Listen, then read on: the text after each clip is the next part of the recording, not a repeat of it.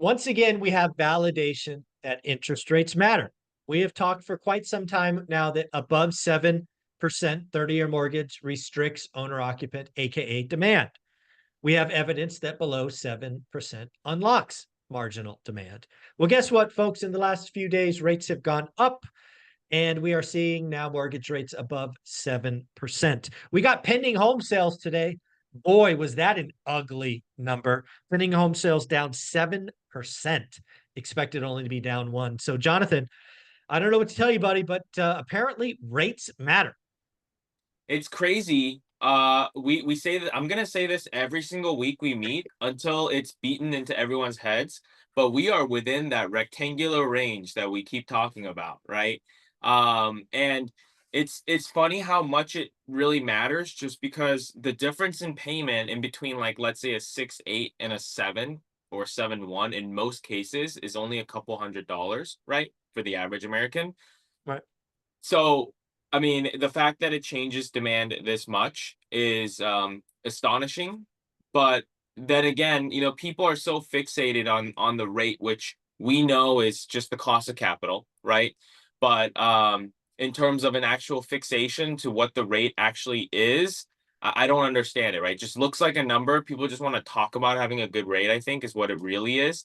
It's not necessarily the effect of it because I ask my clients, like when they say, I want the lowest rate. That's what they tell me all the time, right? And I'm like, hey, I understand, but is it the rate that's really important or the payment? Because when you're buying stuff, you're not paying the rate, right? On a monthly basis, you're paying the payment. And that's what really determines whether something cash flows, whether you can afford it. Because if it's, let's say, a 5% or a 10% rate over 80 years, right? And your payment's like nothing, then it doesn't matter what the rate is, Yeah. right? In that case, if your goal is not to pay it off, like obviously we're talking about those type of people, which most people in this market right now are going to refi in 3 to 5 years. So it's like I don't get the obsession with the rate. Well, it's really simple. I've been studying the consumer for 30 plus years. And something you learn about the consumer, if you're paying attention, is very simple. Every consumer wants a deal. Now, what is a deal? That's where the magic come in. A deal can be perceived as almost anything. What you think, Jonathan, is a deal may not be what I think is a deal. But once you study the consumer about the big things, like buying a home, like a mortgage, which most people get, man, they are really predictable creatures. And I don't know if you saw this, but Nick from the Wall Street Journal posted a tweet yesterday or the day before saying that the 30-year mortgage rate has now been over 6.7% for a year. Crazy. Why is that important? Because it's something called recency bias. A year ago, people were flipping out at 6.7 because they had recency bias of 4.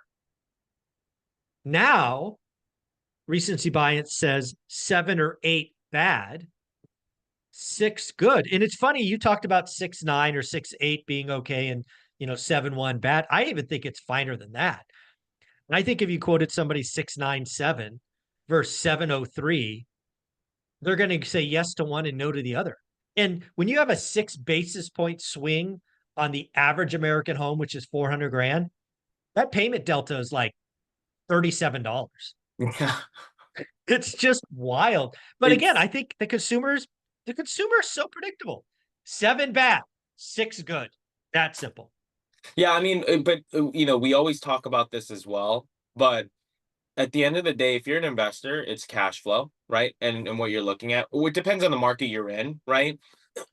But it's either cash flow, which the rate plays a part into it, but there's different ways to make the rate work, like interest only, 40-year AM, whatever it is, to try to make your payment lower so you're cash flowing. Because at the end of the day, I tell them, look, the mortgage interest rate is just a line item write-off on a Schedule E, or whatever LLC you put it in. It's a line item write-off, right? So you get to take that off regardless, and it offsets your income. So why is it actually really a bad thing if you're getting a good deal, right? Especially on a property. Um, but for the consumer that's going to live in the house, like this is, I think, still, and especially on these swings up, it's a great time to buy. I think realistically, because people are going to be, you're only competing against people that have money, right? And I say this, I bring this up because I'm actually like trying to buy my house, right, to live in for once in my life, and instead of renting, and I'm getting countered and all that stuff. But I mean, obviously, my market's at LA, right? So the housing prices are a lot more expensive. But I'm bidding on condos, bidding on townhomes, bidding on houses, bidding on multifamily. Like I'm bidding on everything I can bid on to not pay over market and be aggressive, because I know that everyone against me, when they get countered, all the agents I talk to, they're only countering like 2 or 3 offers right now. They're not Yeah. countering like 10, 20 like they were before. Yeah. So I want people to realize this. And again, we bring it up every day. Some people have heard this 100 times, but if you want to be in the real estate investing business, if you want to be making a business decision with real estate versus owner occupant, this is where I'm going to nest for 10 years and all of that emotional stuff, totally different game. I don't play there. I play with the numbers. You want a slower housing market. You want inventory to build. You want days on market to go up. You want to compete against the least number of people possible. I hope rates, dude, I hope rates go to 10%. Let's just get this all over with. Let's go to 10%. Let's get there for everyone. Let's be there for a minute. And you know what? I will find motivated sellers. I will find seller finance deals. I will do 50, 40, 10s. I will do what I have lots of tools in my bag. And I welcome a slower housing market. Dude, Jonathan, the last 2 years have sucked. The only way you won was with cash. I could do that, but it's not fun, right?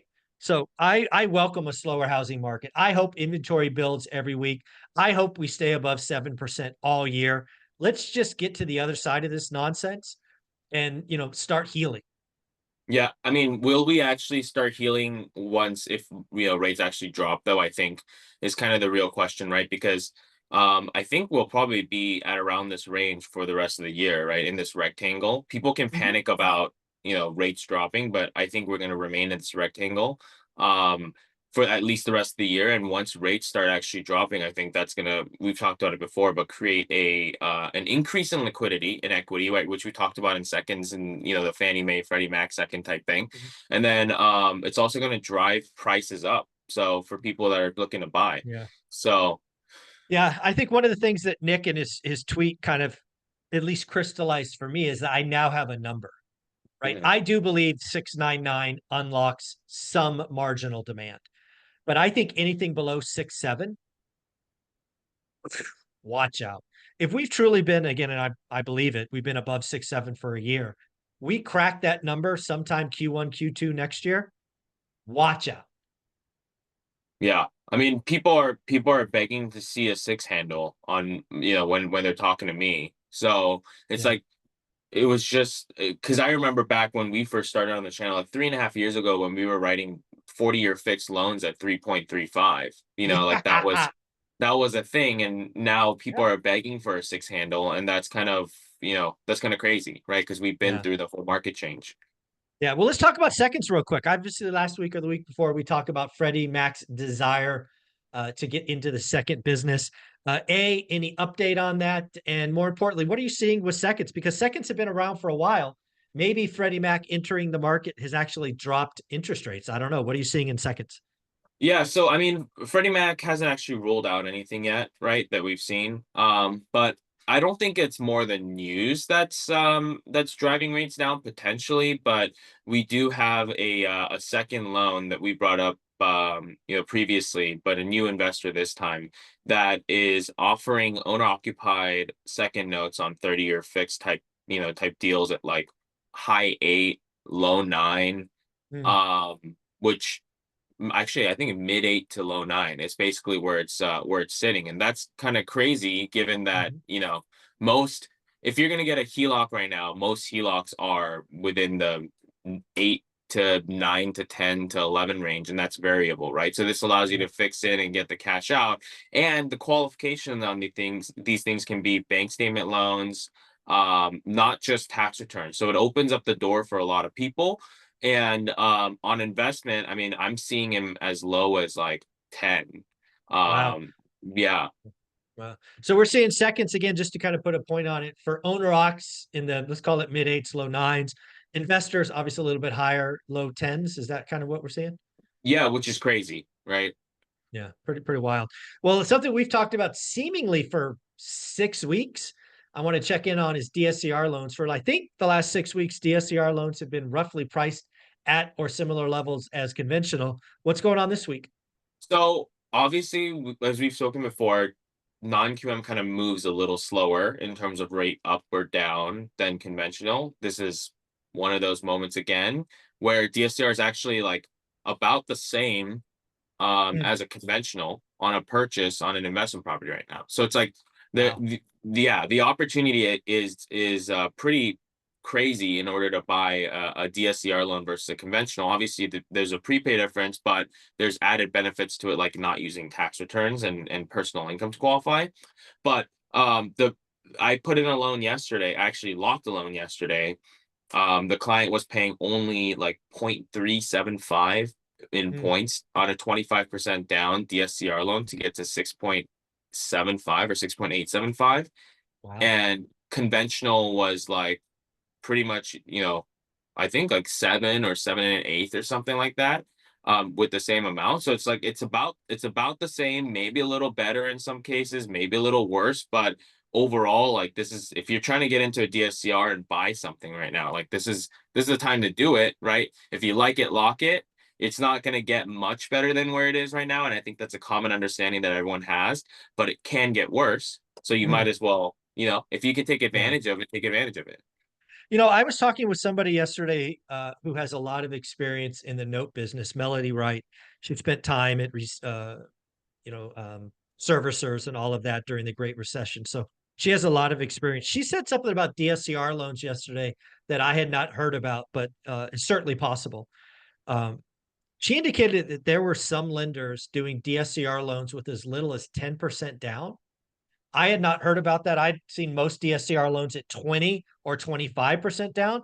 But I'm just curious, had you seen, and this could have been over the last 2 years, over the last couple of years, have you seen anybody do DSCR loans with only 10% down? Have you seen that? Y- Yeah, I mean, I think we were offering them like 2.5, 3 years ago, maybe. Okay. But All right. yeah, So, but the rates were pretty bad. It didn't really cash flow at that point, and it was kind of a riskier product that left the market pretty quick. But if you think about 10% down, like if you go 50, 40, 10, right on, you can do that on DSCR, 75, 15, yeah, 10. Like true. technically that's still 10% down, right? Mhm. With a seller carried second. So that's still around. Right. Obviously But you're not paying as for it. straight 90% DSCR loan. I haven't seen that. I mean, we have 15% down, but the viability of a 15% down cash flowing on a long-term rental is pretty low. Mhm. So that's been the biggest thing. And obviously, if it doesn't cash flow, you're going to get hit on the rate and the Yeah. terms. So Yeah. Yeah. typically, I'm recommending right now 20% down at least. Yeah, no, as would I. I mean, again, it's just one of the things that I try to do on this channel is get a lot of alternative opinions. And I appreciate Melody Wright and her experience in an area I've got zero experience. Um, One of the things that she's really highlighting is some DSCR lenders are really starting to suffer some losses in their portfolio. Maybe it was Airbnb, this or that. Are you kind of seeing any DSCR lenders that maybe were really aggressive 3 years ago, maybe out of the game because of bad lending, or maybe being really conservative now? What are you seeing in the DSCR space as far as losses? Do you see any of that? I mean, most of them that took the losses and took the bloodbaths of the last 2 years are gone, right? Okay. And we've Yep. seen them exit the market. If you remember back, I think last year we were talking about all these non-QM lenders filing for bankruptcy and Yeah, whatnot, I right? remember. Yep. And I was getting like mail every single day about notices, that Right. this lender was going bankrupt. And I think a lot of that has kind of passed. Everyone's kind of settled in because we talked about this too, I think 2 weeks ago or something about wax and weighted average Mhm. coupons Yep. that lenders are trading on, and everything on the DSCR market trades on the secondary market and on Wall Street, right? So, and like insurance companies. So those weighted average coupons are basically stabilizing Hmm. above like 7.25, 7.3. Okay. And that average is a lot easier to hit. And because those are now kind of like a normal coupon that's trading Okay. versus like a year and a half ago when things were trading at like 8.5% when we were Got it. there at the Yeah. DSM market. Um, So now things are trading a little lower. So a lot of the bloodbath has kind of disappeared, and liquidity hasn't flooded into the market. But we have seen, I think, like Airbnb default rates have gone up, but that's kind of old news a little bit. Right. Yeah.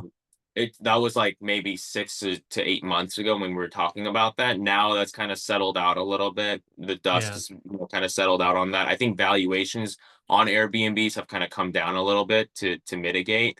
And then on the secondary market, because we hear a lot from Wall Street, Wall Street's kind of saying that, hey, this product has been pretty stable for us. Now, what I'm curious about that might be a little more scary for most people that are trying to buy on DSCR is this product, and we've talked about it before, has not been around for that long, right? So Right. the moment that it doesn't return the gains that Wall Street wants, this product's going to be gone, right? Yep. So we don't know when that's going to happen. If conventional rates drop enough where it's like there's no demand for these products anymore because conventional's too hot, like Yeah. this product may not be there, right? So that's I think that's where the market really gets squeezed. Mm. Because we saw it happen actually 2 years ago and a year ago where like we 3 different times they like took DSCR off the market. Most people weren't offering it, and people were calling us being like, hey, you guys still give it? And we're like, yeah, we still do. We're one of the few brokers that did still do that, right? So Right. I think that may be, again, this is like down the line, but that may be on the horizon Yeah. because of Wall Street only cares about the gains and the performance of these programs, right? And if Totally get it. default rates go up on that, if the performance isn't there, if the returns aren't there and the coupons, this product isn't going to be there, right? So it's more, again, now you can never bet on tomorrow, right? You can only Right. bet on today. So I think the thing that we always try to push on clients is like, hey, you just have to understand, like, you can't guarantee that this thing, no one can guarantee you that this is going to be there in like 3 years from now. Like, don't listen to anybody that's going to guarantee you that, because there's no guarantee that that happens. No, I So like it. yeah. I like it. Well, thank you for answering those questions. I always like to go deeper in areas I have very little experience, like mortgage, like secondaries, like Wall Street. Jonathan, if somebody wanted to reach out, get a quote, see what's going on with conventional DSCR for their situation, how do they do that? Go to convoyhomeloans.com and let us know you came from where at. Folks, ORAT, ORAAT, let them know you came from ORAT. So you get either this wonderful gentleman, Jonathan, or his partner, Dustin. Thanks, buddy. Thank you.